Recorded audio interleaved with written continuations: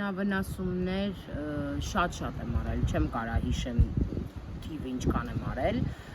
դե հիմա հանել են ինքնավնասման հակում ասվածը, ես որ կուտա, հիմա ինքնավնասումներս հիմնականում ստեղ եղել են գիտեք ինչից, որ մի բանից ներվայնացել եմ, այսինքն սովորել եմ արդեն, որ պիտի գան արտահայտվեմ, այսինքն չեմ կարում արտահայտվեմ այդ ամեն ինչը, հիմա պիտի պահեմ, չէ, որ արտահայտվում եմ գրում են, զեկուցագիր եմ ստանում, տուժ եմ ստանում, հիմա չեմ արտահայտվում, հիմա ներս եմ գցում, կուտակվում, ու ձնագնդիկի էֆեկտով մեծանում է, ու հանգեցնում է ինքնավնասման, ու այդ պահին ես չեմ գիտակցում այդ ինքնավնասումը, եթե ես գիտակցեմ ես հաստատ չեմ անի, անելուց մի քանի վայրկյան հետո այո, սկսում եմ գիտակցել, բայց էտա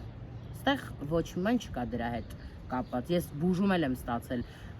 նորքի հոգեբուժանում եմ, առաջ կար այդ հոգեբուժանը, այդտեղ եմ պարկած եղել 24 օր բուժում եմ ստացել,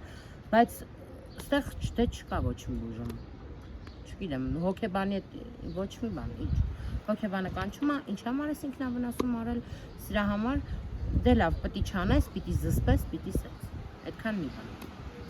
Ոչ մի ազդեցություն չի ունենում հոգեբանական աշխատանքը։ Այդ պիտի կարողանան կառավարեն, չգիտեմ, պիտի չդրթեն այդ ինքնավնասման, ախր դրթելը հենց ուղիղ իմաստով դրթել որպես այդպեսին պիտի չհասկանան, գիտեք դրթելը որն է, կգան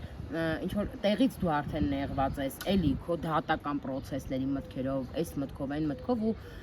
ինչ որ մի բան կասեն, որ քո դուրը չի գա, կբարձրանաս, ոչ թե դուրը չի գա, այլ Ձեր քեզ թևաթափ կանեն, հուսախապ կանեն այդ ամեն ինչով։ 1, 2, 3 ու բերում հանգեցնում է այս վիճակին։ Դե իմ ինքնավնասումները շատ են իրականում։